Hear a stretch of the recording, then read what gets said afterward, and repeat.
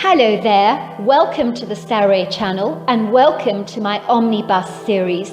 I've got so many of these omnibuses that are going to come out so that you'll be able to listen to an hour's worth of stories, which I know you're going to love. You know, the thing is that telling stories is such a fine art, and it's something that was practiced hundreds of years ago when people didn't have the technology that we have today. And everyone would gather around the fire and listen to a wonderful story. And also, what is so wonderful about a story is that personally, I think it is the best way to go to sleep. Every night when I go to bed, I always listen to stories. And that's something that parents used to do with their children. It's something that they still do with their children. There's nothing better than a good story. And so I hope you're going to enjoy this series. And before we start, I just want to say, do subscribe to my channel because you don't want to miss out on anything. Because I'm in for the long haul and I want to make sure that you get the most stunning stories to go to bed with at night or to listen to when you want to be one of those people sitting beside the fire and listening. Don't forget to subscribe to my channel and let's get started. I hope you're going to enjoy the omnibus. Dear Sarah and all your lovely listeners, my name is Esther and I'm initially from Philadelphia, and my bizarre encounter happened in 1996. But the perplexing question I have that I still cannot answer to this day was this terrifying beast that actually hounded my family a Bigfoot, or wasn't it? This mystery is one that I may never be able to answer, and it hangs over my life with a cloud of uncertainty, because I've always hated not having a solution for a problem or an answer to a question. And to this day, I have no idea what we encountered. My story begins in 1992. My husband and I had decided to buy a large plot of land at the foothills of the Appalachian Mountains. We chose the perfect idyllic location for our home. The building involved a mammoth task, bringing down large trees, bulldozing and flattening the land. I designed the house myself from scratch. I wanted to create a very large, spacious, traditional-style farmhouse with wide windows, whitewashed walls, a charcoal slate roof, and a very large wooden deck for entertaining purposes. My plan rolled into action, and I was very excited about the project. It took us 3 whole years to finally build the home, so we were only relocated from Philadelphia once our house was actually completed in the summer of 1995. I had no idea it would take this long. I had never lived in the country before, but my husband and I dreamed of raising our 2 sons in a rural environment where they could grow up with the fresh air blowing against their faces and become more acquainted and attuned with the natural world, such as plants, animals, and birds. I rarely thought that it would be an inspiration for them to become more resourceful and independent as young men. Finally, the day arrived for the great move to take place, and my sons were enthralled and excited about the whole idea of a brand new life in the country. I had promised them that we would raise horses, chickens, goats, and a couple of pigs, and my children were over the moon about the prospect of owning their own animals. My son Dylan was 11 at the time, and Niles was 12.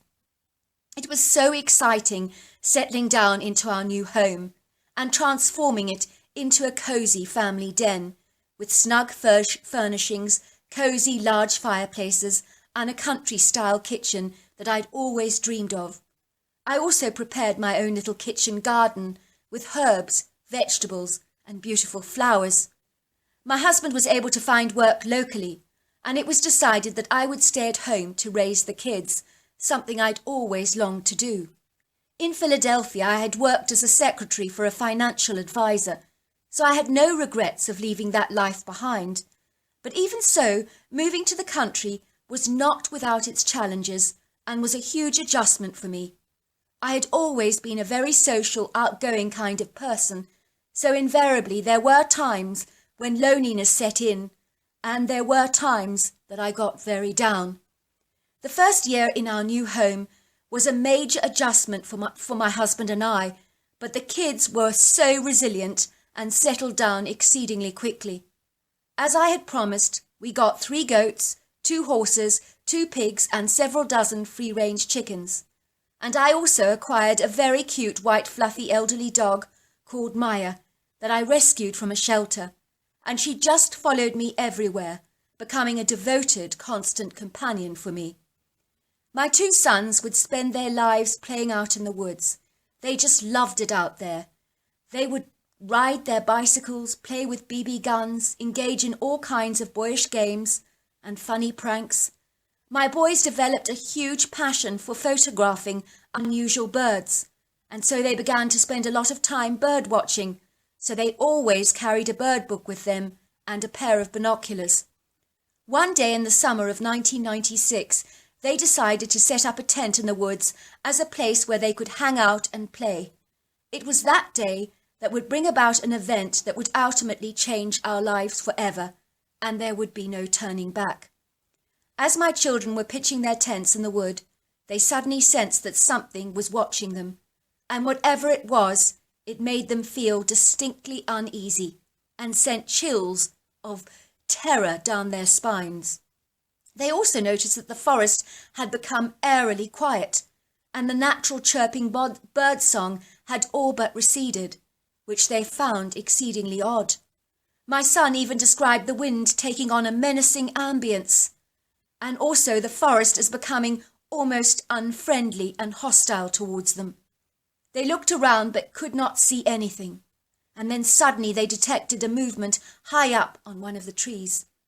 My older son reached for his binoculars to have a better view of what it was, and he almost dropped them in horror, hardly daring to believe what he was seeing with his eyes. Standing there, on an extended tree branch, staring down at them, with huge blazing red eyes, was an 8-foot giant-like humanoid monkey, weighing about 600 pounds. He was covered from head to foot with dark, black, matted-looking hair that was both messy and unkept. The hairless face was exceedingly black, so black that it made the facial features of this thing, whatever it was, almost non-distinguishable. The creature had exceedingly long arms and black hands, but the sharp-pointed nails were like eagle's talons, and the creature had a very long tail. The hairy humanoid monkey swayed on the tree provocatively, from side to side, as he stood on the branch, staring at my children with demonic red, taunting eyes that ravaged their hearts with a very palpable fear. In terror, my older son screamed out to his brother, "Run! Run! Run! As fast as you can! Run!" And both my boys sprinted out of the woods as fast as their legs could carry them. They heard this monstrous beast jump off the branch onto the forest floor with such a force they even felt the heavy vibration under their feet as this demonic beast chased after them at a very vast speed. My youngest son told me that his legs felt like they were giving way beneath him as he ran, and he was so numb by a paralyzing fear that was unlike anything he had ever experienced in his entire life. I was making strawberry jam on the gas hob of my cooker at the time, when I heard the front door crashing open as my boys bounded into the house and bolted into my kitchen, with faces as white as sheets and eyes as wide as saucers. I could sense my children's palpable terror as they revealed to me that they had witnessed a huge monkey-like monster in the woods. I knew my children were not prone to making up stories like this, but I have to confess it was very difficult for me to digest such a scenario. It seemed so implausible and so far-fetched. Even my husband was so dismissive of my kids' claims and believed it had possibly been a case of misidentification and that they had stumbled upon a black bear and highly exaggerated their encounter. Our parental responses to our children's wild claims did cause my kids deep frustration. They were adamant about what they had seen. When they told a couple of kids at the local school what they had encountered, they were teased relentlessly. so I noticed my kids became very subdued, and they never ventured to play in the woods. Instead, their games outside were relegated to our yard, which was in very close proximity to our front door. Despite my efforts to encourage them to explore the woods again, they avoided the area like the plague and simply refused to go near them. I imagine that tent could still be parked out there to this very day. One morning I was outside in the yard, hanging our family washing on the line, when I felt that something hostile was watching me. I imagine this is how a deer feels when they sense that a predator is around. The only way I can describe it is that you just know instinctively that you are not alone. It was a beautiful sunny day, and as my eyes surveyed the whole area around my home, I saw absolutely nothing. But I felt such a menacing presence that the hairs on the neck just stood up on end, and I hurriedly retreated back into my home. That evening I told my husband about my creepy, surreal experience, and he told me that my kids' encounter with the hairy monkey was feeding my imagination with crazy, wild ideas. I hoped he was right, and I wanted to believe him, but I knew that what I'd experienced that day was hauntingly real. Even little Maya, my white-haired little mutt, refused to go outside on that occasion. She had appeared anxious and frightened, with her tail tucked between her legs, which was so unusual for her. She retreated to a little dark corner in the side of our refrigerator and remained hidden in that spot for almost the whole day. One night I woke up to the frightened squeaks, squawks, grunts, bleats and oinks from all our farm animals that we owned, making the most terrifying sounds, almost as if they were being hunted down by a predator.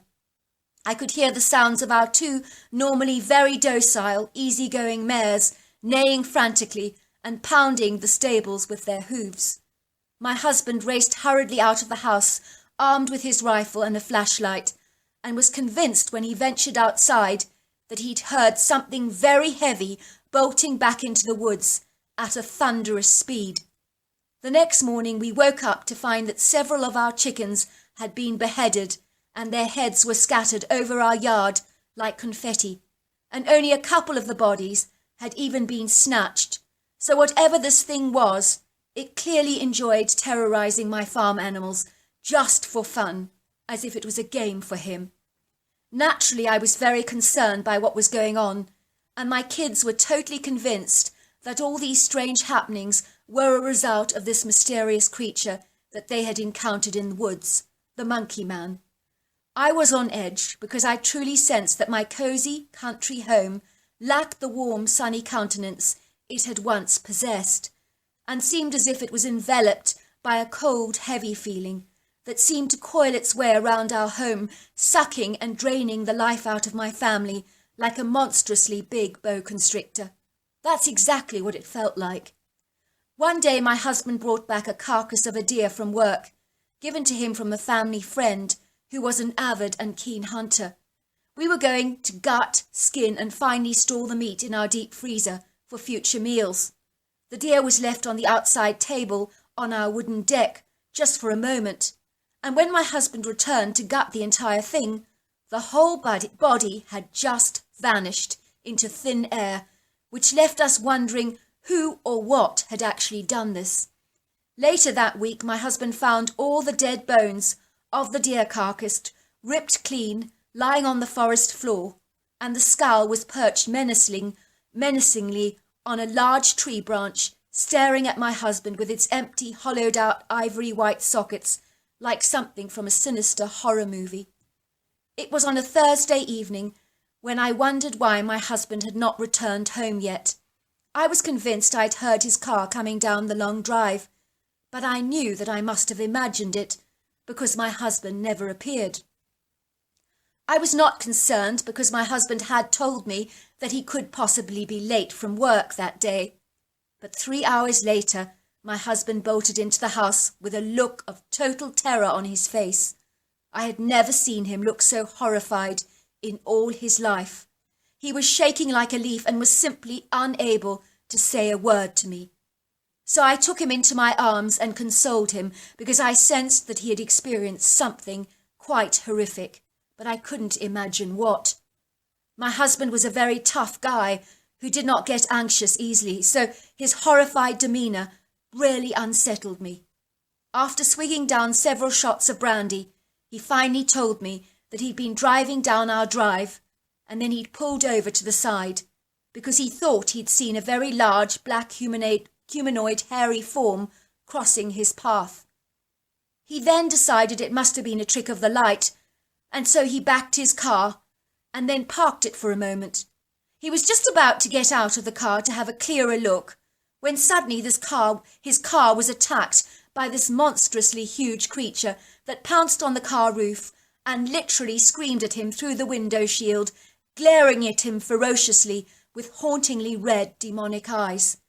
He said that this thing was so hugely chilling that he thought it was going to prise him out of his car like a tin opener and then finally kill him. After a lot of shrill shrieks from the creature, screams and howls, it finally retreated back into the woods, but not until he had accomplished his mission of scaring my husband half to death. The following morning we discovered that my husband's black car had been scratched very severely by 3 sharp fingernails that had prized off all the black paint like cheap nail varnish, leaving scratches in threes all over the roof, the doors and the boot of the car. It had taken a serious beating, as areas of the car had been smashed inwards, forming circular dents in the heavy metal. It looked like my husband had been in a collision on the highway. It was that bad. When my husband took the car to the panel beaters, the guy looked at his car, and his eyes grew as round as saucers, and his chin dropped to the ground, and he said, "What the hell happened here?" And my husband said, "Don't ask, because if you do, you'll never believe me." I think the final straw for us was when my husband and I went to have dinner with newly acquired friends of ours who had lived in the Appalachian Mountains most of their lives. When we shared our intriguing story with them, we were surprised to find that they actually believed us and told us that they knew of all kinds of encounters with strange cryptid-like creatures in the area that go back for hundreds of years. My friend looked at me earnestly and said, "There is something in those woods that can never be explained, and I have seen things there myself that defy rational explanation." I begged her not to tell me her stories because my life was haunted enough, and I didn't need to hear any more. We returned home from our dinner that night to find heavy branches strewn over our entire yard, and a couple of our windows were smashed in with large boulders, and there were carcasses of dead animal skulls hanging all over the awnings, strategically placed to intimidate us. Our farm animals were all in a state of absolute terror, and Maya, my little dog, was curled up in a tiny frightened ball under my bed. I was so glad that my sons had not been home that evening when all this chaos had transpired. The very next day we put our house on the market, gave all our animals to a local farmer we knew well, and literally hightailed back to Philadelphia, leaving pretty much all our worldly possessions behind us, which literally meant the new owners got everything we owned. I did warn them about the monkey man we had seen, and he laughed at me as if I was off my head, and I can't help wondering if he's still laughing now. I was thrilled to get back to Philadelphia, where we rented a place for a while and became reacquainted with all my friends. I knew that when I went to bed at night, I didn't have to worry about the menacing creature that was lurking in our woods, and for my whole family, that was a welcome relief, and it meant a good night's sleep for all of us. I do not know whether this creature was a Bigfoot or not. Maybe your listeners would know. I'm not sure that it was, because it had a large tail, and its hand had very definite eagle-like talons on the end of its human-like fingers.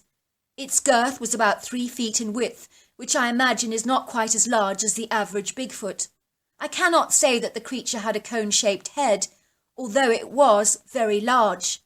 As for the features of the face, they literally got lost in the darkness of the skin and were hard to distinguish, so I cannot describe them to you. My husband says that the eyes were very blazing traffic light red, Some may say by my description that this creature was a demon or demonic.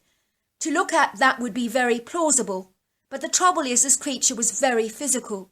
I assure you all the prayers in the world did not inhibit or impede this creature in any way. My husband told me that the teeth were much more canine than human-like, and were like white daggers and exceedingly sharp. I do know that Bigfoots do tend to have human-like teeth. So all these years later, we have no explanation about what this monkey creature actually was. And that is my story. Dear Sarah and all your lovely listeners, my Bigfoot encounter happened in the early 60s when I was 11 years old. I would prefer not to mention my name or the exact location of where this all took place, so I'll call myself Kyle for the purposes of this story, and this happened somewhere in North America, and so I'll leave it at that, because remaining anonymous is exceedingly important to me. I grew up in a rural community. The quaint double-storied houses in our street were both spacious with decent-sized yards, so that our houses were loosely spread out by an abundance of space. All the houses were very well maintained, with perfectly manicured lawns and very pretty gardens full of colourful blooms. There was, of course, one exception to the rule, as is often the case in every rural town. This was the one house that invariably visually let down the whole street, with its shoddy appearance, dilapidated state, and overgrown yard that had not seen a lawnmower in months. It was house number 36, that unfortunately was directly opposite our own home. So our two-storey home, with its open windows and great panoramic views, overlooked this dreadful eyesore that was like a big black blob on a beautiful picture that you just couldn't erase. On either side of our homes were idyllic forests, beautiful silvery lakes, and mountainous valleys that stretched back for miles, teeming with an abundance of wildlife from pretty white-tailed deer, the occasional black bear, squirrels, rabbits, and you name it, we had it all, sauntering around the valley and dwelling in the ubiquitous vast areas of wilderness in our part of the world. As you can imagine, my meticulous mother, who never once had a hair out of place and was always scrupulously attired in smart, no-nonsense, headmistress-style suits, had absolutely no respect for the people at number 36. She would rant and rave to my father about our slovenly neighbours over the road, who, when they dared to venture outdoors, were still wearing their PJs at 4 in the afternoon. To make matters worse, the portly father, that resembled a very large walrus with his extended girth, would slob around the overgrown garden with a cigarette dangling haphazardly from his mouth, and wearing no top whatsoever. "Oh, what a dreadful sight," my mother would sigh. "Why on earth does that man not wear a top? Does he realise how frightful he looks?" Imagine our surprise when the house at number 36 was finally put on the market. But although hopeful, my mother was convinced that no one in their right mind would ever purchase that run-down old shack. She was to be proved wrong when one day we woke up to see a bold red sold sign standing up proudly at number 36. It was like all my mother's Christmases had come at once. She had visions of number 6 being renovated and restored, and the garden transformed into a meticulous lawn like the rest of the street. My brother Harry, who was 10 at the time, and I was 11, were in our bedroom when which we shared together on the second story of our home. It had a bird's-eye view of the neighbour's property. One day we saw a furniture removal van parked outside number 36. We could see someone new was moving in, and we hoped with all our hearts it would be a young family with kids of similar ages to ourselves that we could hang around with and play together within the woods. My brother and I watched through our binoculars all the bustling activity going on over the road. 2 very stocky, robust removal men were bringing in into the neighbour's house the dreariest, tasteless, drab-looking furniture with only one single bed among all of its items. It distinctly looked like this was a single person's abode, and someone who did not possess even an ounce of style or taste in his tiny finger. Then we saw him, the neighbour who was moving into next door, and he was positively the creepiest man that I have ever seen in my entire life. He would have looked perfect playing the Walking Dead in a zombie movie. He was tall and thin and rather reminded me of a praying mantis. His dull skin looked distinctly grey, with a greenish tinge, and his deep-set dark eyes had a predatory look about them, like that of a vulture.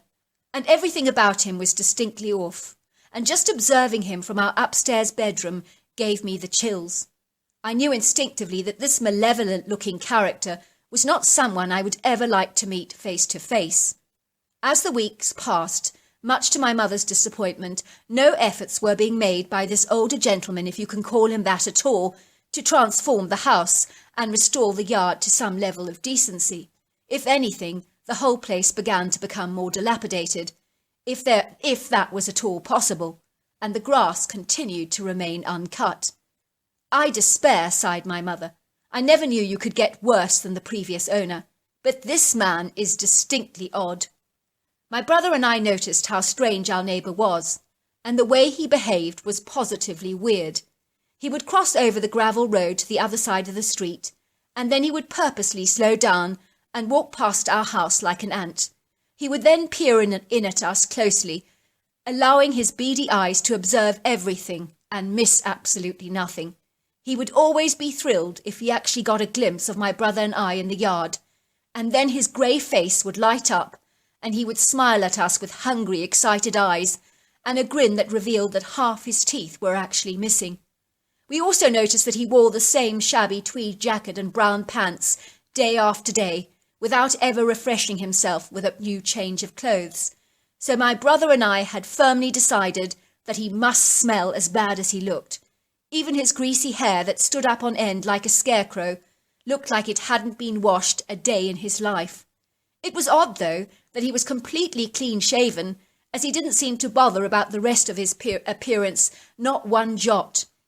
Often my brother and I would notice that our neighbour would be up to all kinds of activity at the strangest hours of the night. My brother and I would awaken to a boot being slammed, and car doors being shut, and engines being started. We would peer out of our window, pulling back the curtains ever so slightly, and we would watch this man putting trowels and bin liners and weird things into his trunk, and on several occasions we did see what appeared to be the shape of a very small body being put into the back of the car, all wrapped up in thick black bundles tied up with white string. It all looked very menacing and ominous, and gave us the distinct impression that this horrible man was up to no good.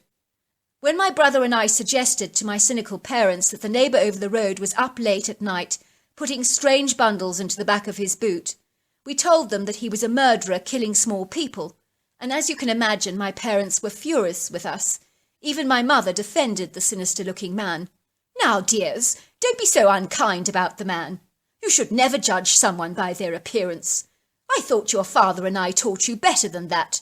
You cannot go around the place saying those things. What would people think about you with such crazy allegations?" That was funny coming from my mother, who was exceedingly judgmental. She was the first person that judged anyone and anything. It was like the pot calling the kettle black. One day out of the blue there was this coverage about a missing boy of 11 years old who disappeared after doing a newspaper round very close to where we actually lived. His bike had been found lying in the middle of the white gravel road, but the boy had seemingly vanished into thin air, and no one knew where he was. Some believed he was abducted, and others thought he might be deceased. From that moment my brother and I were convinced that this neighbour of ours was responsible for this missing boy's abduction. That night we were awoken to the sound of the car boot being opened again on the opposite side of the street, that was always lit up well by my mother's outside light. My brother and I watched the man putting what looked like a body wrapped and tied in a rubbish bag into the back of the boot. He then got into the car and drove away. Still in our PJs, my brother and I put on some sneakers and raced out of the house as quickly as we could to the neighbour's property, taking the opportunity to snoop around while he was out. "Let's go and look inside his house to see if we can see anything suspicious," I said to my younger brother. "I'm convinced he's behind that boy's abduction. Did you see that body-like shape he was putting in the boot?" My brother agreed. "Let's go." Eagerly we crossed the gravel road and ran through the overgrown yard towards the dilapidated house that was quite literally falling apart at the seams. To our amazement, the back door to the kitchen was still ajar, and we crept into the house and looked around. The place smelt rank and musty, and there were piles of dirty dishes that had not been washed for what seemed like weeks. I even noticed a few maggots crawling out of half a tin of baked beans and crawling over the counter. "Who lives like this?" I said to my brother. "This place is utterly disgusting." The living room was full of old newspapers, camera equipment, and huge amounts of ashtrays bursting with cigarette butts that had never been emptied. It was what was on the wall of the living room that made our blood turn cold. There were photographs of boys my age around our neighbourhood that were stuck on the wall in a huge collage, including a photograph of my brother and I in our backyard. We couldn't imagine where this man had taken such a picture of us, and when we had done it, because we never noticed him taking it. On a table there were lots of photographs of missing boys that appeared to have been taken in his house. I did not know the missing boy personally, but I had seen photographs of him in the papers, and this picture was definitely of him. I looked at my brother in horror. "This man is a monster," I told him. "I think he has killed this boy." "Why?" asked my brother, looking perturbed. "Why would he do this to the poor boy?" "I don't know, but he's super weird, I said. Suddenly we heard the sound of our neighbour returning. Wherever he had been there quick, and now he was coming back. I began to wonder if he had dumped the body in the local lake. We could hear the car door slamming and footsteps coming towards the kitchen. We had not been prepared for this man to get back so quickly. My brother and I tried to slip out of the house as fast as we could, but our feet made a shuffling noise on the gravel. My brother, also in a state of panic, knocked over the flower pot, making things worse with his foot, and it crashed on the ground, making a massive sound. "Who is there?" called the neighbour, dashing towards us with a trowel raised in his hands. The neighbour saw my brother and I staring back at him with frightened, terrified eyes, and we bolted into the woods at the back of the properties that stretched back for miles. We knew that those woods would be the perfect place to hide out, because the trees were very big and there was a lot of dense undergrowth there. We could hear that the neighbour was running after us and shouting, "Come here, boys! Come here! Come here, boys!" As we raced through the woods, we were so terrified because we knew this man would hurt us and possibly even kill us, and we knew we were in mortal danger. Finally, we found the perfect hiding spot in a hollowed-out area of a huge tree that was covered with a mossy curtain. I knew the tree very well. I had discovered it once quite by accident, and discovered that it possessed such a huge hollowed-out cavity within its wide trunk. It was a perfect hiding spot, because we would be very unlikely to be discovered. In that moment I was glad that my brother and I had frequented this forest regularly, and knew the area like the back of our hands, because we could navigate our way well around the space. I think it must have been a full moon, because for a dark night the area seemed incredibly light, as the moonlight came flooding through the canopy, made brighter by the man's flashlight, which he held in one hand and his trowel in the other. He was calling out to us while he searched for us. "I know you're there. Come out, boys," he would shout. "I'm not angry with you. I have a lovely present for you. Why don't you come out now?" My brother and I were breathing heavily, and our hearts were racing, and we were terrified. "Keep very still," I whispered to my brother. "He'll never find us here, I promise you. This hiding spot is brilliant." I was peering through the mossy curtain when I saw the horrible man, with a nasty smirk on his face, waving the flashlight over the forest area, near to where we were hiding. The beam went up and down the forest floor and to either side, and even between the trees. Suddenly we heard this strange whistling sound. I was relieved because I thought someone was coming at last. It was the middle of the night, though, so who could it be, I wondered. The old man straightened up, looking very concerned, and held out his huge yard trowel in his hand that he looked like he was going to use to strike down this person that was whistling. He hid behind a tree to get himself into a better position for a surprise attack. All this happened while my brother and I sat watching in horrified silence. Was he going to kill the person that was coming? I wondered all this in horror. Or maybe he was going to knock them unconscious. "We should warn the person that's coming," whispered my brother. "He might hurt them." "And give up our hiding place," I whispered. "No, we can't do that." The old man lashed out his yard trowel towards the stranger, and as he did this, a pair of long, muscular, hairy arms grabbed the trowel from his hands like it was a kid's toy. He then turned towards the man and let out a huge roar that sounded exactly like a lion. "What on earth is that?" I whispered to my brother. "It's a hairy monster." Our neighbour looked utterly terrified, and his legs were wobbling, and he was shouting, "No! No, please, no, no, no!" The creature using the trowel pounded our neighbour's head with a blow that sounded like an egg being cracked wide open. I knew in that instant he was dead, because his body lay there limp and lifeless. The creature then made a few grunts and heaved the man to his shoulders like a sack of potatoes and glided gracefully through the woods towards the gravel road where we lived, all the while whistling quite happily to himself. "What's he doing?" whispered my brother. "I think he's throwing the body onto the road so that it can be found away from the forest. He's clever, whatever he is." "What is he?" whispered my brother. "I have absolutely no clue," I said. "I've never seen anything remotely like him before." "He looks like a monster ape-man," said my brother. The creature was indeed huge, at the very least 800 pounds, and 8 foot tall, and 4 to 5 feet wide, with a cone-shaped head, long face, long arms, and hair from top to the bottom was all shaggy and black. "Supposing he kills us," said my brother. "He won't," I assured him. "We'll hide until he's gone." The creature returned, and was still whistling to himself, and he continued on his way through the forest, and then he was finally gone. My brother and I raced home as fast as we could, and woke up our parents to tell them that the neighbours had killed the missing boy and dumped his body in the lake, and had chased after us in the woods, and we had hidden and observed him being killed by an ape-man. My parents did not believe a word of what we were saying, and they insisted we went to bed and stop making up all these dreadful stories. The next day our neighbour's lifeless body was discovered lying in the middle of the the gravel road, and his house was searched by the police, and they believed that he was indeed responsible for several missing boys and was called a paedophile that they had been looking for many long months. It did not seem that the police were at all concerned about the mysterious cause of his death, or more likely, they just didn't care.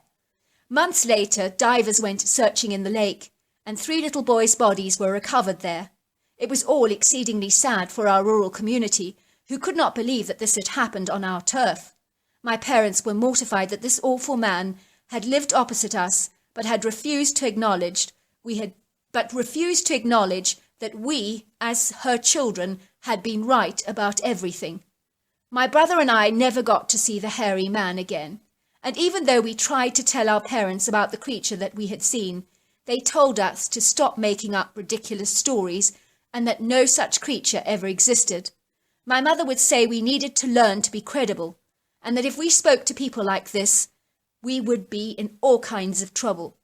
It was only about in 2013 that I was to learn that this creature is called Bigfoot.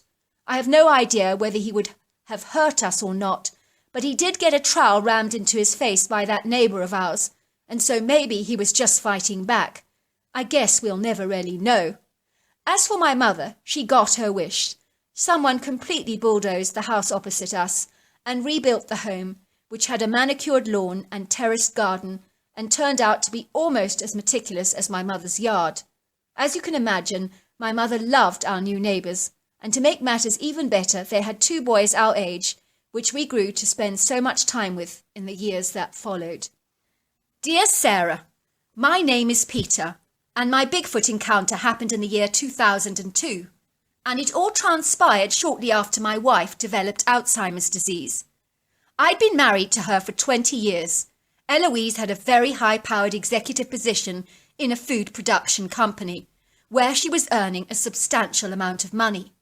Eloise had always been exceedingly ambitious and was one of the most organised, efficient people that I actually knew, who had the uncanny ability to juggle 100 different things all at once without ever dropping the ball. I would watch her race out of the house early in the morning with a piece of toast dangling in her mouth and a portable cup of coffee in her hand. Off she would go, attired in a meticulous, beautiful suit, without a hair out of place. She would slide into the luxury leather seat of her bright yellow Lamborghini and whiz off to work on her sexy wheels, always arriving an hour earlier than was necessary. We lived in a beautiful home in Portland where no expense had been spared.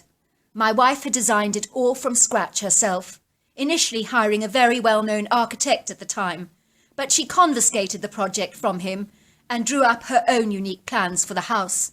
I have to hand it to her. She really did transform our home into a stunningly beautiful abode that was both cosy, homely, and yet luxurious all at the same time. And that is no mean feat to accomplish, let me tell you. My wife was immensely highly strung and incredibly competitive, which I believe escalated and compounded all the stress in her life.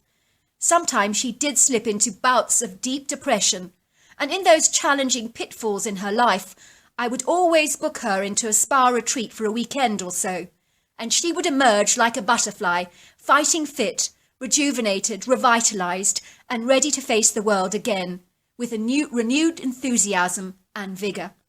Suddenly in her late 40s, my wife began to change very dramatically.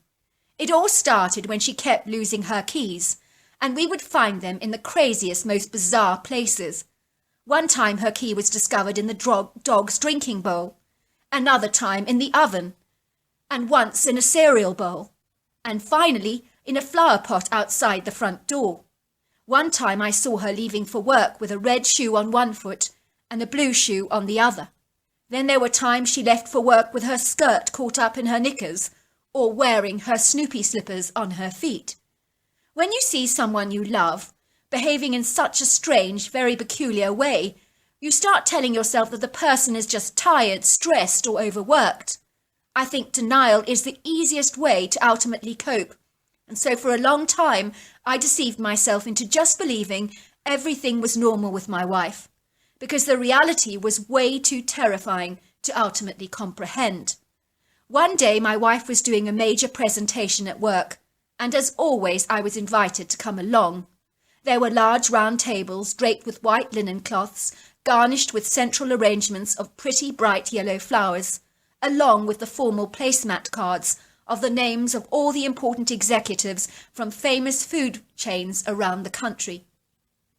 The stage had been set up with speakers and a huge white screen for the video presentation, and a central podium for the speaker. The announcer stepped forward. "Welcome everyone," she said. "Thank you so much for coming here today. We're going to show you our whole new range of delicious biscuits, which we have just launched, which we are going to invite you to sample after the presentation. So without further ado, let us introduce you to Eloise Fleming, our executive food production expert, to tell you all about our evolving and exciting new product ranges that Brooks has finally produced." My wife walked towards the podium. She looked like she'd just got out of bed, and just like a little girl. Her normally meticulous blonde bob was flat on one side, as if she'd been lying on it, and I was horrified to see that she was wearing her Snoopy pyjama top, tucked inside a red velvet skirt. People looked a little shocked to see her dishevelled state, and unfortunately I did hear a few sniggers coming from one or two people in the audience, much to my dismay. No one felt more embarrassed for my poor wife than I did. Why on earth was she wearing a Snoopy pyjama top, I wondered. She looked like she was ready to go to bed, and not about to introduce the new, very beautiful biscuit line. Had she forgotten her red and blue shirt that she was intending to wear for the presentation, I wondered. What on earth was going on? "Hello, ladies and gentlemen," said my wife. "Welcome to our new product vine. As you know, we're constipating aging our product line, and we have juiced a new chocolate shot-ed biscuit and upfaded our chocolate chip biscuit with a Belgium induction." I did not know what was going on with my wife. She was mispronouncing words, and although it was funny, something was going on. Had she had a stroke, I wondered secretly to myself. I immediately got on the stage to rescue my wife, gently pushing her to one side, and took her speech notes from her and proceeded on her behalf with the presentation. My wife just stood there like a little child, looking at me with a silly grin on her face and stuffing her face with biscuits and smiling stupidly at the audience. People began to laugh, and some people were clapping as they clearly thought that this was part of the presentation. It did indeed appear very comical. "I hope you enjoyed our little comedy," I said. "We thought you would enjoy the Snoopy pajama top and some broken English this morning. Just to reiterate that wherever you are, day or night, nothing beats a Brook shortbread biscuit with a nice cup of coffee." The clapping continued, and at the end of the presentation, I was told by one of our industry leaders that he would never forget our marvellous, hilariously presentation, and that he had never laughed so much in his entire life, especially when my wife had said constipation instead of contemplating, and the Snoopy top was just so funny. It was at that moment I knew something was incredibly wrong with my wife, and I immediately insisted that she took leave from her work to get some brain scans and medical tests done. Little did I realise my wife would never be returning to her high-profile job ever again, and that the curtain had closed on her life as an executive food expert forever. Fast forward a few months, and my wife had been diagnosed by some of the top specialists in the country with a very advanced form of Alzheimer's disease that had struck her down at such an incredibly young age. I was utterly devastated, but could no longer manage to take care of her, as she needed ongoing supervision and one-on-one care. I had a full-time job and 2 teenage girls to support, with excessively pricey school fees to pay, so I needed to keep working full-time. So it was advised that we move my wife to a little countryside home in Oregon for my wife to receive the specialised full 24/7 care that she invariably needed. The bungalow-style home was really quite small and quaint, situated in an idyllic spot in the heart of the Oregon countryside, with green mountainous hills and valleys, and vast areas of natural forest that went back for many miles. The yard was magnificently maintained, with pristine, perfectly mowed lawns, glorious beds of colourful blooms, and flower pots dangling with pretty displays of flowers. There was also enchanting little park benches, painted in bright purple, dotting the area for visitors and patients to use. I chose this home deliberately because it was relatively small and personalised, with only about 30 or 40 Alzheimer's patients, most who were invariably much older than my wife by at least 30 years. As this disease progressed rapidly in my wife's case, she became more and more childlike every passing week. Sometimes when I visited her, she would not even remember my name or who I was. It was all very sad to see my wife mentally and physically deteriorate so much, and yet she was so endearing, cute and even funny in her childlike state, and equally as lovable and precious to me. Fast forward several months, and my wife kept talking about the hairy man in the woods, who was incredibly nice and had helped her to make sand castles. She would talk like this in her more lucid moments. I thought nothing about what she had said, because so often she would be confused and say all kinds of strange things that did not make any sense at all. That was until I heard one of the other Alzheimer's patients, in their moments of lucidity, also talking about the nice hairy man and the sand castles in the woods. It was all incredibly peculiar. Why were 3 separate patients mentioning this nice hairy man, I wondered? Who was he? For a start, I wondered how it was possible that these Alzheimer's patients were going into the woods in the first place. Were they not receiving 24/7-hour care? What was going on? Every time a patient appeared to be more lucid than was otherwise, I would take the golden opportunity to ask them more questions. I wanted to get a general idea of what was actually going on. I was to learn that sometimes the patients would run out into the woods and play with this hairy man. This made me very angry, because I realised that the nurses were clearly incompetent and not doing a good enough job in taking care of their patients. I knew that before I made any complaints or potential false allegations against the care home, I decided I would go and see the hairy man for myself and find out what was going on. Maybe he would be able to give me a better idea. The nursing home was surrounded by a vast area of natural forest that went back for many miles, and I was surprised to see how easy it was for the patients to access the woods. This concerned me greatly, because in an impaired mental state, it would seem that they could end up lost in the woods or ultimately coming to some serious harm. I knew that this was an issue that needed to be addressed. As I entered the woods, I was struck by how incredibly pretty and welcoming they were. I almost understood why a patient would want to escape to a lovely place like this. I could see by the variety of animal scat on the ground that there was no shortage of wildlife here, and the birdsong in the woods was terribly pretty. As I ventured, into the woods, I came close to a pretty little creek, which was another concern for me, because this could potentially cause someone in a very fragile mental condition to drown in a dreadful accident. As I walked around the muddy creek, I found a child's bucket and spade, and I saw some sand castles that had been made in the wet soil. I realized that my wife's story was definitely true. Where was this hairy man, I wondered. I called out at the top of my voice, "Hello there! Hello! Hello! Hello, is anybody there? Hello! Can anybody hear me? Hello! Hello!"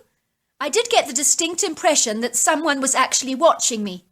I naturally told myself I was imagining things, but I could not shake that feeling off that I was indeed being observed by unseen eyes. I left the woods feeling bitterly disappointed that I had not encountered that hairy man that I wanted to talk to. One day I got off work very early, and although it was not the usual 4 o'clock visiting hour, I did not think that that was at all significant. It was about 11 o'clock in the morning, close to lunchtime, and I was sure that the nursing staff would be able to bend the rules and make an exception for me to see my wife. I arrived at the nursing home to find no one in the reception area to greet me, which I thought was exceedingly odd. The whole place seemed deathly quiet and unusually still for an active nursing home. I decided to walk into my wife's room, and to my utter horror, she wasn't there. Where on earth was she, I wondered. I happened to glance out of the large bay window that overlooked the beautiful yard, and I could distinctly hear female voices and muffled laughter. Then I saw them. All the nursing staff were sitting on the lawn, minus any patients, talking and smoking in a nonchalant way. I was horrified. This was total negligence on their parts, and extreme incompetence. I went searching for the patients, who appeared to be all crammed in a tiny television room, without any supervision whatsoever, and most of them seemed spaced out and drugged, barely even noticing me.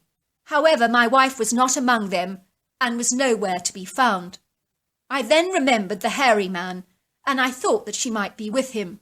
So immediately I ventured out towards the woods, running towards the creek. As I got closer, I grew alarmed, because I could see the slender, small, frail figure of my wife, standing next to a bear. I knew she was in mortal danger. I crept up towards a large tree and hid behind its massive girth, and that gave me a really good view of my wife. How had things come to this? I wondered in horror. My heart was pounding in my chest like a violent drum as I watched my wife interacting with this enormous, monstrous, gargantuan bear. She had childlike look of delight on her face, and she appeared to be giggling. In her hands, she held a kid's bucket and spade. The bear was standing on 2 feet, and it was at least 10 foot tall and 900 pounds, and was covered with very shaggy black hair. Nothing had prepared me for what I was about to see, when the bear suddenly turned around in my direction, as he watched a couple of rabbits bobbing across the grassy embankment and disappearing into a couple of burrows. This was no bear, I thought in horror. The creature was quite literally a seemingly very intelligent, humanoid ape-like creature, and he was very impressive in both stature and strength. He was such a powerful being, it would be nothing for him to tear a human in half with one forceful blow with his humanoid hands. In my opinion, he was an apex predator with an equally as formidable presence as a lion, tiger, elephant, or rhino. I had never seen such large shoulders in all my life, and such a huge ripped torso that most bodybuilders would literally kill for. He had the typical long arms of a primate creature that were so long he could have almost touched his feet without bending over, and actually he probably could. Yet it was the cone-shaped head and the long, hairless, human grey-like face that ultimately grabbed my attention. The creature had a very distinct brow ridge, deep-set dark eyes, a flat, large nose, and a very thin mouth. At that time I had never heard of even the remote possibility of such an extraordinary creature existing here in North America, and more to the point, virtually on my front doorstep. I was utterly amazed and stunned by what I was seeing with my eyes. More curious still was how my wife was actually interacting with this creature, as if she'd known him all her life. I could see the creature filling up her child's bucket with sand and handing it back to my wife, who turned it out to produce a sandcastle on the ground. When she did this, she chuckled like a toddler with utter delight. Look! And it appeared that the humanoid ape was equally as enthralled. He started to chuckle too. I realized at once that this kindly, seemingly gentle, unassuming creature was looking out for my wife. Maybe he picked up her childlike energy and found her presence not as intimidating as other adults would invariably be. This may have explained his gentle interaction with other patients at the facility. Yet his presence had possibly even protected the patients from potentially coming to some serious harm, like running off and drowning in the creek. My wife was patting the mud and playing like a kid and throwing mud at the creature, and he was doing the same to her, and they continued to giggle together. Her clothes were covered in mud, and her face was streaked with muddy impressions, and she was laughing, and the creature appeared to be grunting and chuckling, and they were really quite enchanting. They were clearly both having the most incredible time of their lives. I'm afraid I did interrupt the beautiful sequence of events, like someone who switches off the most perfect movie in the middle of its exciting conclusion. And I do regret doing that, but I had to do it. Eloise, I said, walking towards my wife, it's time to go now. My wife looked up at me and giggled. Who are you? She asked. I'm your husband, I said. Do you not remember? I'm too young to be married, she giggled. For a second, the creature just stood there, looking at me in total surprise, as if he had been completely off guard. It gave me a very frightened look, like a deer that was caught in headlights, and then it just bolted away as fast as it could on its long, graceful legs. I watched in awe as it literally glided away, and it was so incredibly fluid in its movements, and its strides were equivalent to 6 of our feet. My wife started howling like a little kid having a tantrum and hitting me with her little spade. My friend didn't like you, she said. Go away, horrible man. That day I took my wife home, and I placed her in a far better nursing facility where I was able to keep my eyes on her. The small nursing home was investigated and subsequently closed down due to incompetence and unlawfully drugging the patients so that they were more easily managed. My wife had spat out all her meds that were found in a large mug hidden under her bed, and this had also been the case for 2 of the other Alzheimer's patients, who all had engaged in fun and games with the hairy humanoid in the woods. When the staff's backs were ultimately turned, they would slip into the woods without them knowing. It was only in about 2009 that I was to discover that I had encountered a Bigfoot or a Sasquatch. Of course, I never shared my encounter with anyone because I knew that I would never be believed and possibly even ridiculed. And in my line of work, credibility is absolutely everything. I'm sad to say that my wife did eventually die in 2010, but I do think about her and miss her dreadfully. I often think about the time I watched her interacting with that amazing hairy humanoid Bigfoot, and I've come to the conclusion that these creatures are highly intelligent, and I believe that they can read our energy fields like a book. I think my wife's whimsical childlike naivety and innocence was like a magnet to the creature, who found in her a companion that imposed absolutely no threat to him, and whose company he heartily enjoyed. I also do believe that humans who equally have many different personalities, so do Bigfoots. Some are kind and gentle, protective, caring, and even potential lifesavers, and rescue humans from grave situations, while others are vicious, aggressive, and downright dangerous. For those of you who doubt Bigfoot's existence, I will say this: just because you have never seen him does not mean he is not real.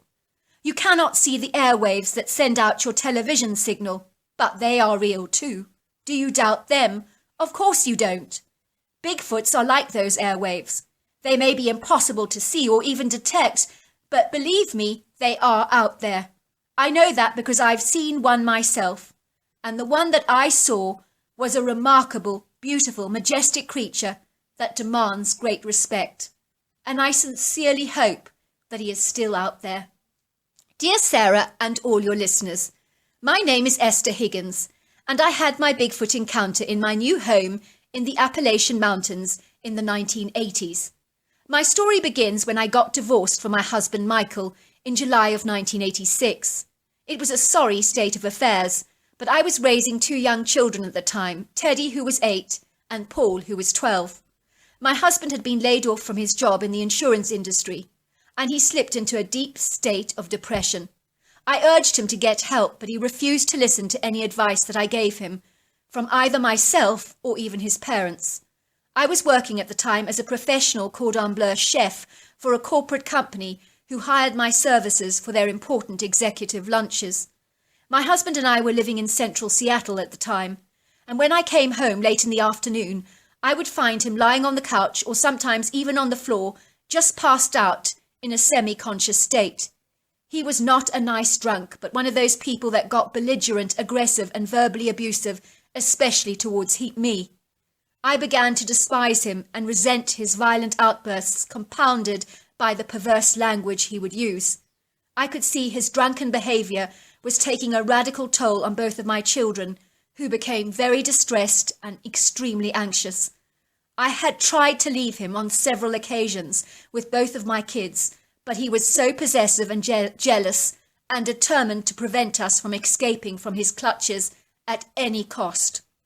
One day my husband was spending a weekend away with an old friend of his, and I left him a note telling him that I had left him for good and was never going to come back, and I issued him with divorce papers. I literally stuffed all our worldly possessions into black bin liners and piled them into the car, and off I went with my two boys, leaving Seattle far behind us. One of my good friends had suggested that I hide out somewhere in the country where my husband would never dream of finding me. It seemed like a great idea to me, and so I found an affordable home in the Appalachian Mountains on 100 acres of land, and I thought it would be the perfect spot for my family. I was a city girl through and through, without any experience of country life, and so I had no idea how challenging things would invariably become, and how a simple alteration to my home could bring about a chaos that I would never have imagined possible. The house was situated in a very remote area that was well off the beaten track, in a very beautiful part of the world. It was tucked away right in the middle of nowhere, at the right-hand side of a very large dirt road that was surrounded by elevated rocky embankments and areas of natural wilderness and ubiquitous trees that carpeted the valley in a greeny-blue haze. The quaint cottage-style double-story was rarely pretty and rustic, but rather run down and shabby, and well in need of a good lick of paint and a little bit of TLC. There were a couple of really run-down outhouses, and an old stable with a roof that had fallen through and was in a very bad state of disrepair. As for the land itself, there were some flat areas of open pasture, and a pretty creek that was flanked on either side with heavily wooded areas that stretched back for miles. The exquisite mountainous views, with their rocky, masterful, triangular shapes, stood majestically against the sky, like great towering giants, and they were breathtakingly beautiful. I could hardly believe how lucky I was to be living in such a spectacular paradise. Fast forward a couple of months, and my kids and I had settled into our home with effortless ease. My husband had not been able to find my new location, and for the first time in ages I felt that I could finally breathe. My 2 boys had settled into the local school, and I had found a job making homemade soups, jams, baby foods, cakes, biscuits and pies for a local shop, and my products were selling fast, and new orders kept coming in over and over again, so things were looking incredibly promising for me. The outbuilding, stables and house had been refurbished by some very efficient builders I had found, and everything had finally come together so superbly, and our cottage-style double-storey house looked almost picture-perfect. I could hardly believe how well things had panned out, and it did all seem almost too good to be true. One day I decided that I wanted to investigate the wooded area on my land, because until now it had been pretty much unexplored, as I'd been so busy remodelling the house, settling in, and making monumental changes. As I entered the woods, I could hear the pretty, beautiful birdsong, and I could see so many animals like rabbits darting across the forest floor and slipping into their little burrows, and a curious squirrel darting up a tree and nibbling an acorn while watching me closely with its large brown eyes. It was all so magically enchanting for me, as growing up in the city I truly was out of touch with the natural world. I came to a large open expanse in the wood, and there in the middle of the clearing was a huge Victorian staircase. What on earth? I thought in surprise. Who brings a staircase and places it in the middle of the woods? This is crazy. It was in remarkably superb condition, which was peculiar given that it had been exposed to the elements, like the rain, the snow, and extremes of heat and cold, surely, I thought. I suddenly had a great idea. I would remove my modern staircase, currently that was in my home, and replace it with this unique Victorian treasure. I knew it would take my house to a whole new level with this exquisite masterpiece that was really more suited to a grand mansion rather than my simple, humble abode. After about 3 weeks, the builder removed my old staircase and replaced it with this Victorian work of art, and it really looked incredible. Literally a day after this new addition to my home, strange, weird, and very bizarre things began to happen. Things that began to shake my world violently apart. On the first night, I went to bed, and I was slipping under the silk covers when I got the distinct impression that someone was watching me. I told myself that it was my imagination playing tricks on me, but the feeling of being watched persisted, and I felt incredibly uncomfortable. I switched the light off and went to sleep, to be awoken at 3:15 a.m. in the morning to my bed being violently shaken, and it seemed as if my whole room had been hit by a tornado, as the curtains were swinging and my bedside tables were rattling, and one of my lamps literally went crashing to the floor and broke into hundreds of pieces. I was utterly terrified. My heart was thumping in my chest violently, and I felt chills of dread going down my spine. What on earth was going on, I wondered. Suddenly all was very quiet again, but I could swear that I heard the sounds of light feminine footsteps tottering out of my room on a pair of flat heels. At about 4:30 a.m., I was awoken again to a loud thumping sound coming from outside my house, and it sounded like some massive gargantuan creature, like a huge rhino, was walking on top of my roof and banging the rafters like a heavy drum. By this time I was frantic, and my anxiety increased and escalated, and then finally my 2 frightened kids both came bolting into my bedroom and jumping under the covers with me, refusing to go back into their bedrooms. "I cannot sleep in my room," cried Teddy. "I saw a large face staring at me through the window, and Mum, it had these really big red eyes." My other son also was in a dreadful anxious state, claiming to have seen a woman standing at the end of his bed. "I felt someone looking at me," he said. "I looked up, and there was this strange woman with black eyes standing at the end of my bed, Mum, and she was wearing an old-fashioned long white dress with a brooch. She kept looking at me and staring, and she shook her head like she was cross or something." I consoled my children and told them that everything would be fine, although I knew that something was incredibly wrong in my home. But what, I just couldn't imagine. I'd never believed in the paranormal before, but what was occurring in my home was outer-worldly and could not rationally be explained. I wondered somehow if my renovations had sparked or provoked some kind of weird paranormal activity. The following evening, my children literally refused to sleep in their own bedrooms, and so we all slept together, huddled in the large king-size bed. It was at about 2:30 p.m. when I went down the stairs to get a warm cup of cocoa, as I was having difficulty sleeping and my throat was parched. As I climbed down the staircase, it felt like I was walking into a deep freezer, because the staircase was ice cold, and I physically saw this white misty vapour rising through the steps, looking exactly like the effects that you get from dry ice. What in God's name is going on, I thought. I looked up at the top of the stairs, and I watched as all the vapour swirled around and around like a large wheel of white mist, until it started to take shape. Then I saw the vague silhouette of a Victorian lady from the 1800s become clearer and clearer, like a photograph that is out of focus that suddenly becomes very sharp.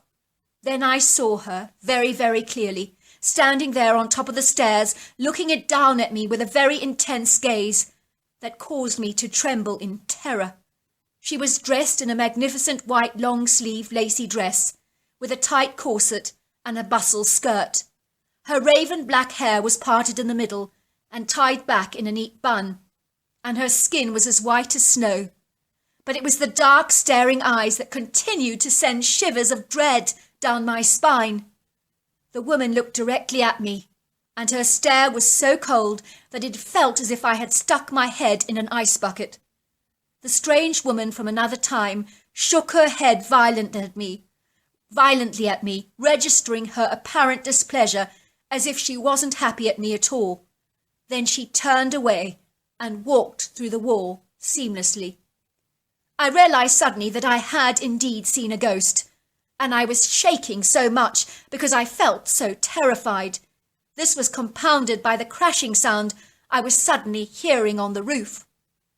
Enough was enough, I thought, opening the front door to have a better view of what it was that was banging the rafters so violently. 2 nights in a row with this dreadful banging activity on my roof was about as much as I could take, and I was already feeling fragile about the strange goings-on in my home. So with a sudden burst of dogged determination and a spontaneous flurry of courage, I bravely ventured outside to investigate what was going on. I was not prepared for what I was about to see. On the roof was a monstrous humanoid creature covered with shaggy grey hair, and it was gargantuan in size and width and girth. It must have been 9 foot tall and 700 to 800 pounds, or possibly even more. It had the longest arms that I have ever seen, and they were big and muscular, with human-like hands. The creature stopped banging the roof and looked directly at me, with huge, powerful eyes that glowed with a bright red eye-shine that was incredibly menacing. It held my gaze, and as he did this, I kept seeing a picture of my Victorian staircase being painted in my head. Then I heard an audible voice in my head speaking to me. "Get it out, or you will die." The creature held my gaze one more time, and the message was repeated. "Get it out, or you will die." He then jumped off the roof with the agility of a domestic cat. Only when he landed, the whole ground vibrated from his huge weight, and I watched the creature literally glide through the forest, almost like he was floating, with a fluidity and grace unmatched and unrivalled by any creature I've ever seen. I stood there for what seemed like an age, frozen to the spot, seemingly unable to move. The shock of my encounter was outer-worldly, and literally tore the fabric of my world wide apart. I was now beginning to second-guess myself. Was I going completely mad, I wondered? First I'd seen a ghost, and now a creature that was not supposed to exist in our physical world. It was a creature of myth and legend, an ape-like humanoid that seemed to be made of flesh and blood. A fictional character that literally belonged in books, and not in our existing world. What on earth was it, I wondered, over and over and over again in my mind, because I had never seen a creature as extraordinary as this before. The next morning I wasted no time in getting in contact with a psychic medium to see if she could make any sense of what was going on in my home, because I certainly couldn't. She agreed to visit me that very evening because she said she sensed I needed her help very urgently, because her psychic impression of me told her that I was in very grave danger, and as you can imagine, that was the last thing that I wanted to hear. It was 6 o'clock in the evening when I flung open the door to a very young woman in her early 20s, with porcelain white skin, brown eyes framed with long fake eyelashes, and a slender petite frame. She was wearing black tight leather pants and a skin-tight black jacket. I ushered the woman into my house, and she barely said a word to me, as her eyes began to focus on my Victorian staircase with a growing look of horror developing on her face. "What is this doing in your house?" she asked me, pointing at the staircase. "This does not belong here." "I know," I said. "I found it in the woods. It was so beautiful I thought it would look amazing in my home." "Do you realise what you've actually done?" said the woman, looking at me intently. "You've made a very, very grave mistake." "What do you mean?" I asked. "Well, I imagine all the trouble started after you put the staircase into your house. Am I not right?" I thought about it and realised that she was right. "Yes," I said, "I believe so.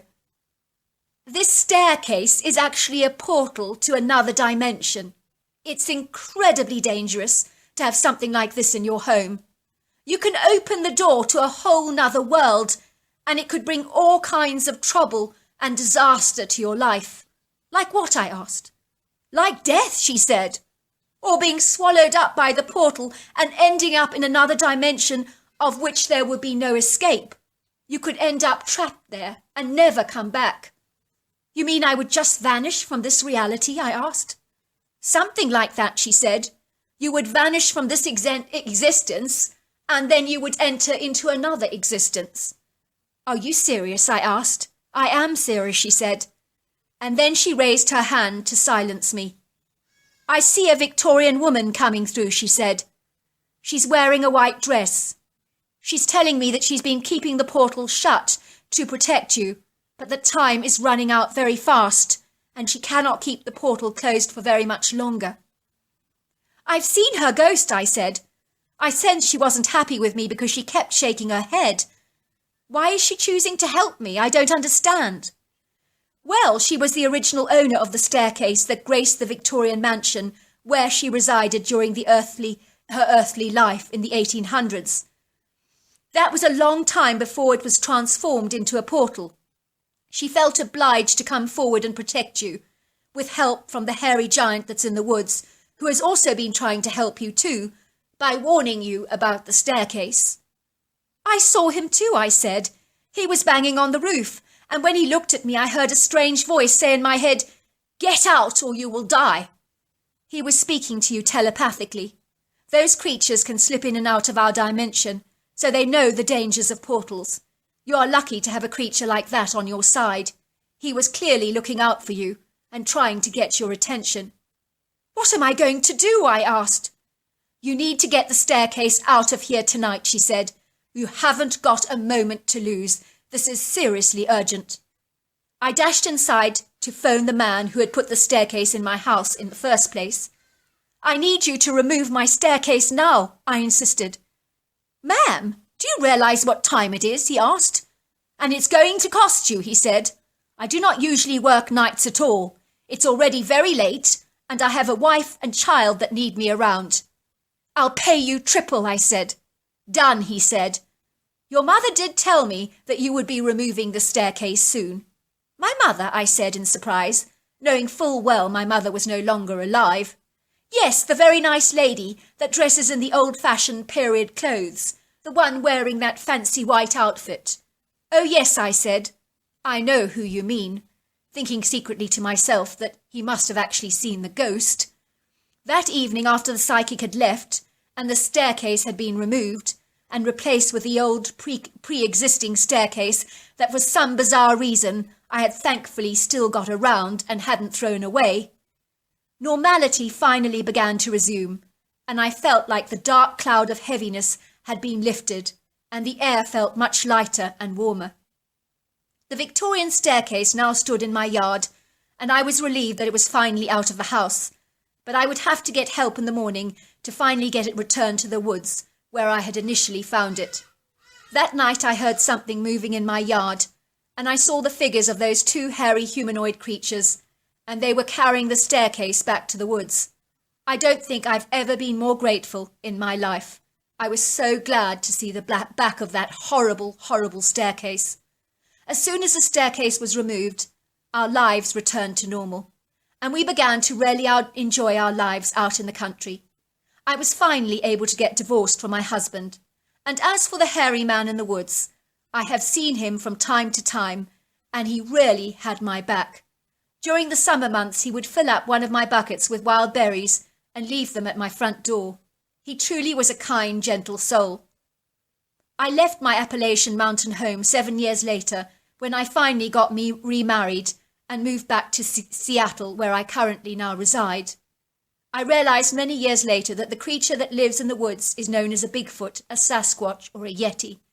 And I feel so privileged to have encountered such a wonderful, marvellous creature. But a word of warning to your listeners, do not touch or remove any staircase in the woods. And do not be surprised if you ever do see one, because they are out there and are possibly portals to other worlds. So please leave them well alone. Dear Sarah and all your lovely listeners, my name is Tamara, and my Bigfoot encounter happened in 1989 when I was 18 years old.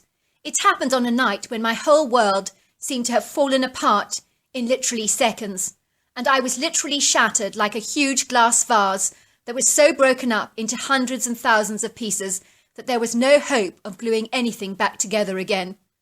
My strange but bizarre story began on the 24th of June, 1989.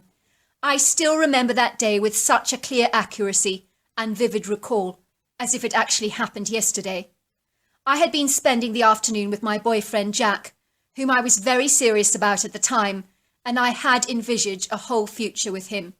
Truly, I thought he felt exactly the same way about me, as things had been going so well in our relationship.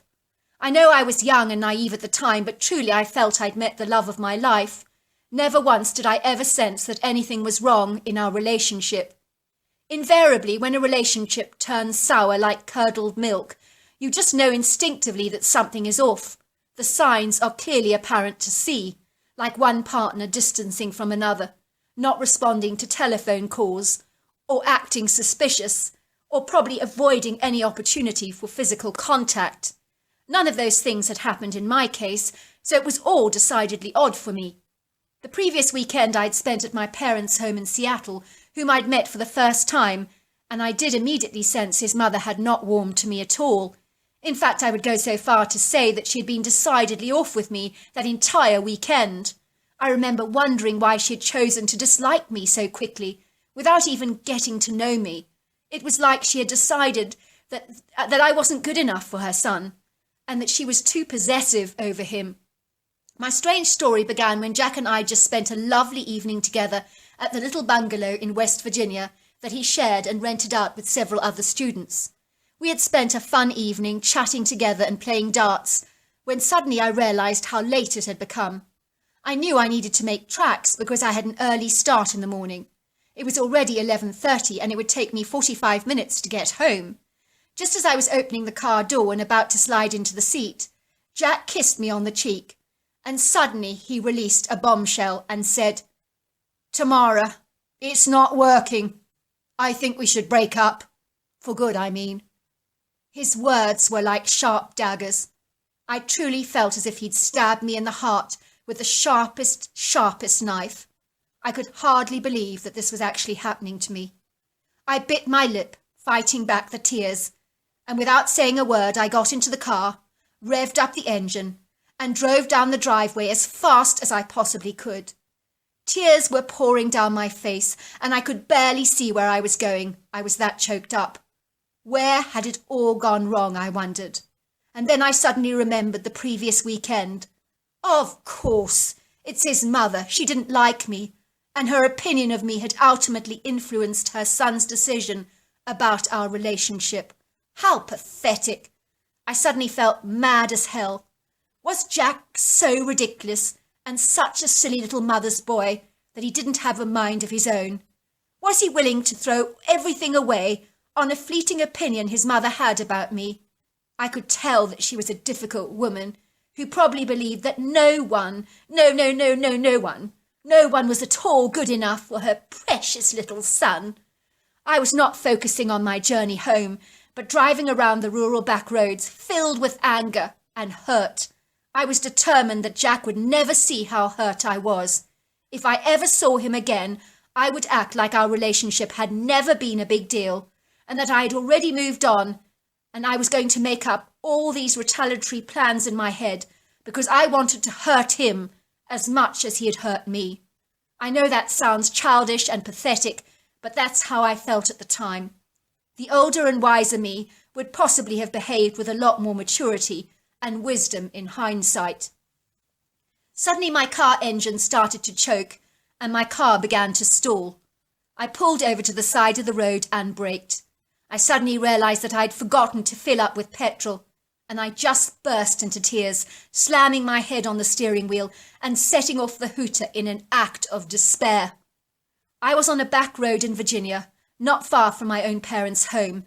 It was possibly a 25-minute walk from where I was parked, and it was quite dark outside, with only a half moon for light, but it was still a beautiful starry night. Not that anything could be vaguely beautiful to me on the worst night of my entire life. I wondered what I should do. The possibility of spending the rest of the night in the car alone, when my family home was a short distance away, just seemed like an incongruous idea. There was unlikely to be any cars venturing down the back roads at night, and I was not able to flag someone down or get a lift, so what was I going to do? In those days we did not have cell phones, so I was well and truly stuck. I did have a flashlight in the back of my boot, along with an empty petrol container. I had never got around to refilling it.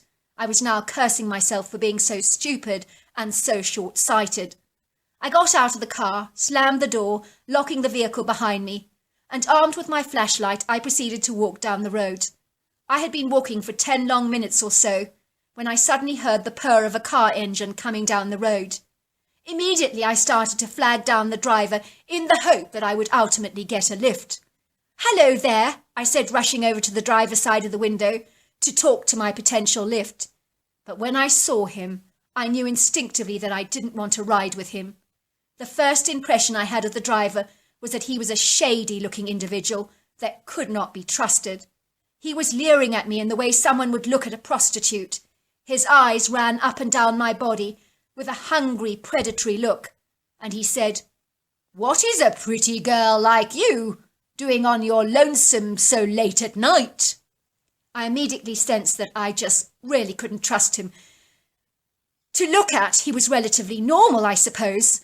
I would guess that he was about 30 years of age, with a receding hairline and very cold, heartless blue eyes that literally sent chills down my spine.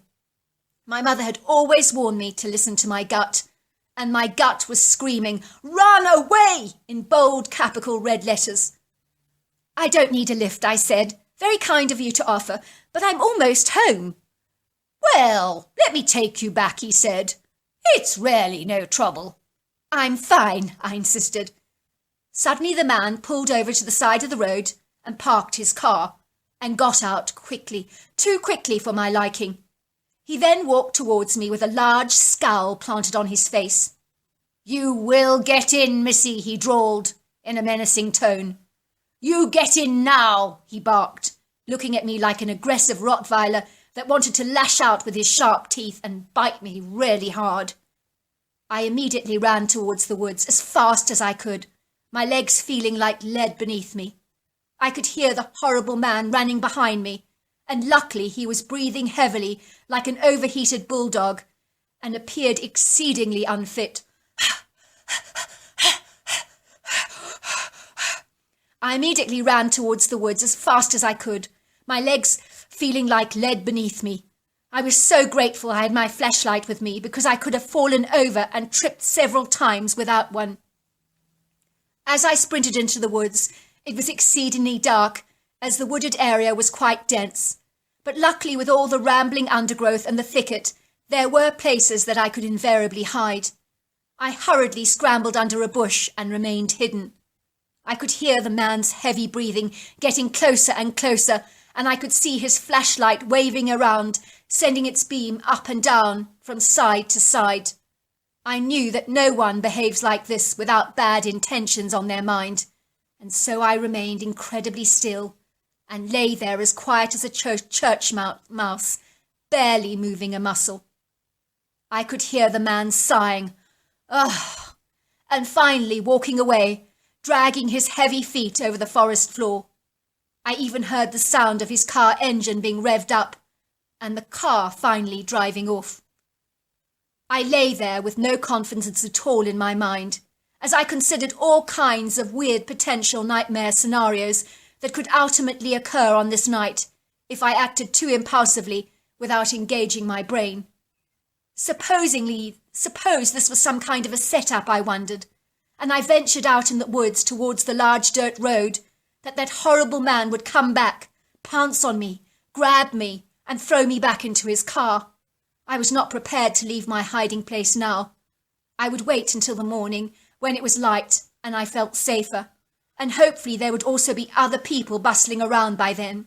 Maybe a farmer on a tractor, or a passing car taking the back road as a shortcut.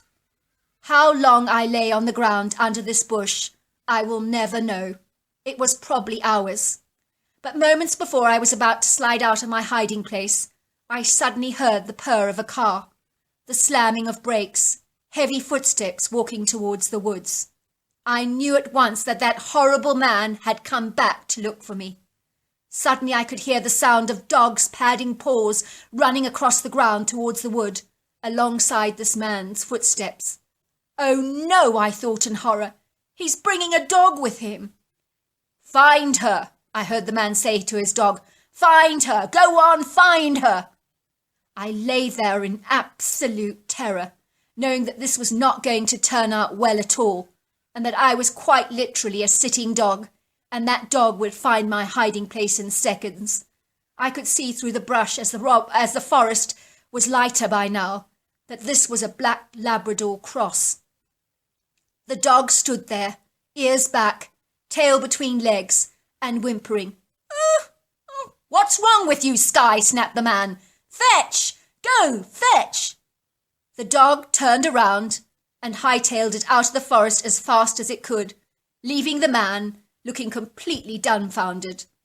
"What the heck?" he said. "That stupid dog," he cursed. "What the hell has got into him?" Suddenly all these stones came flying towards the man like a violent assault of hailstones. I could not imagine who was doing this, and was utterly amazed. There must be someone else in the woods, I thought, but who? I couldn't imagine. And why was he throwing stones at this horrible man? The man thought it was me throwing stones at him, and he started cursing and shouting perverse obscenities and every imaginable slang, derogatory word that you could ever attach to a woman that was filthy and demeaning, that would even cause a sailor to blush. This dreadful man became more and more belligerent and determined to find me, and he was shouting loudly.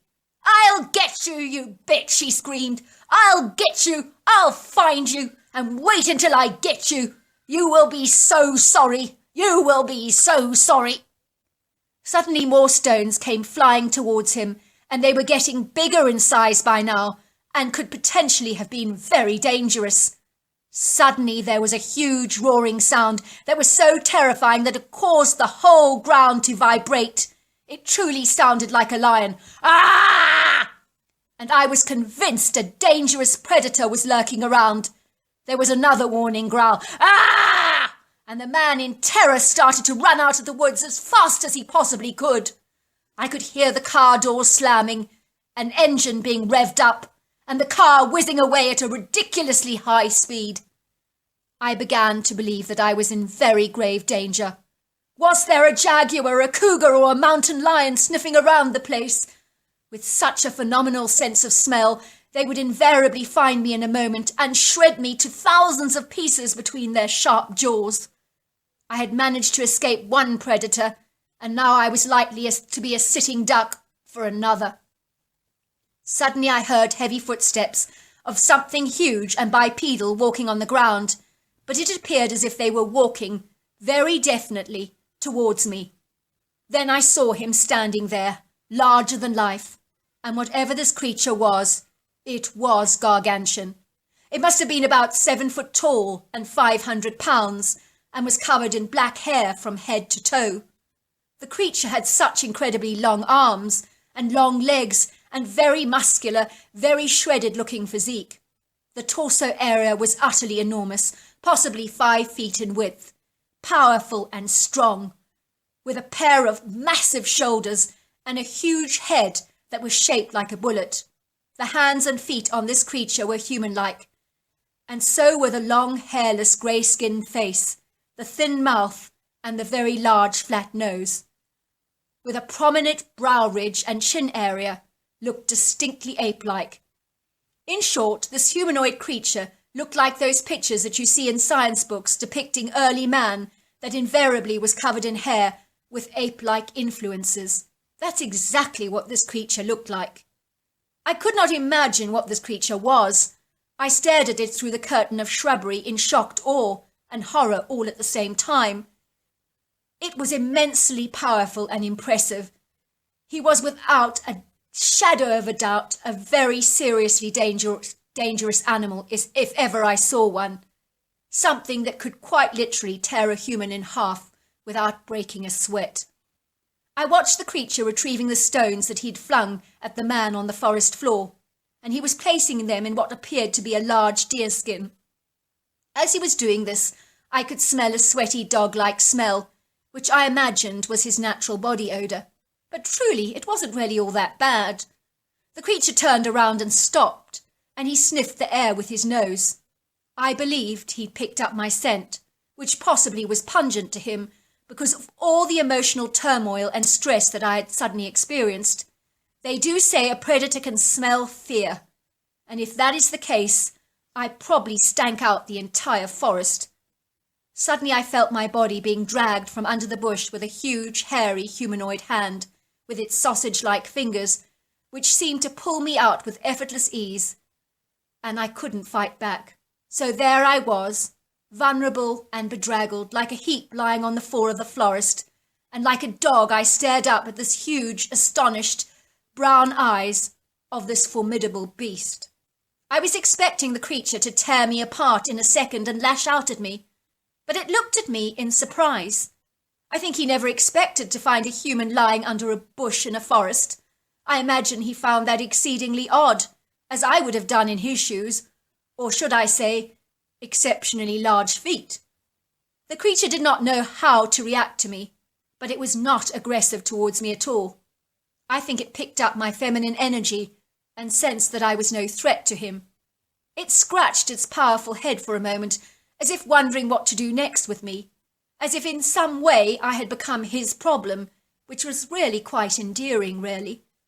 The creature pointed to the opening of the forest, as if he sensed that I wanted to go. I got up slowly with the creature walking behind me, and suddenly I felt incredibly safe, almost as if I knew it had my back, as weird as that sounds. It stood a large distance away from me, watching me as I finally flagged down a passing car, and I watched it, after I got in, retreating into the forest so gracefully and swiftly on its agile legs. I was amazed that such a dangerous creature had treated me with so much compassion, gentleness and kindness. I could not believe how lucky I had been. Everything could have turned out so differently for me. Little did I realize how hugely lucky I was, on either count. Weeks passed, and I did bump into my boyfriend Jack at Walmart. When I saw him, I acted very indifferent, even though inside I just wanted to rush into his arms. I almost gave him the impression that I had moved on quickly, was in another serious relationship, and was doing exceedingly well, and that I had barely given him a second thought. Of course, that was all a huge lie, but I was not going to give him the satisfaction of letting him know how much I had missed him. I could see he looked mortified, and his ego was very offended that I appeared to have completely lost interest in him. I was hoping he was hurting as much as he had hurt me, as callous and unkind as that may sound. You know the saying, "Hell hath no fury like a woman scorned." I kid you not, months later I was to open the newspaper to see that horrible man that I had encountered on the open road was staring back at me on the pages. He had been accused of 3 brutal murders and rapes with various women who looked exactly like me, petite, long dark hair, and very fair skin. In truth, I could not believe how lucky I had been, and I went to the police station to file a report on the man. Naturally, I never mentioned my encounter with the ape-like humanoid beast, because if I had, I would most certainly not have sounded credible. The police were very impressed with the way I had hidden in the woods, but I didn't tell them how horribly wrong things could have become if it had not been for that creature. I learnt many years later, in about 2007, that this hairy humanoid in the woods was a Sasquatch or Bigfoot. Whatever some may say about the creature, I know there are some out there with hearts of gold. Not all, of course, but some of them. Mine was certainly a gentle giant. I am now happily married, a mother of 2 beautiful children. So anyone out there suffering from heartbreak, my advice is to always remember that things will invariably work out in the end, and they always do. Maybe not always in quite the way that you expected. Well, hello there. I hope you enjoyed the omnibus edition. We've got many more coming our way for you to listen to. Sending you love wherever you are in the world, in North America, Canada, Kenya, wherever you may be. I send you lots and lots of love. Thank you for listening to my omnibus, and I really do hope you enjoyed it, because that's the whole idea about it, is to give you some interesting stories to listen to. So until next time, goodbye and good night.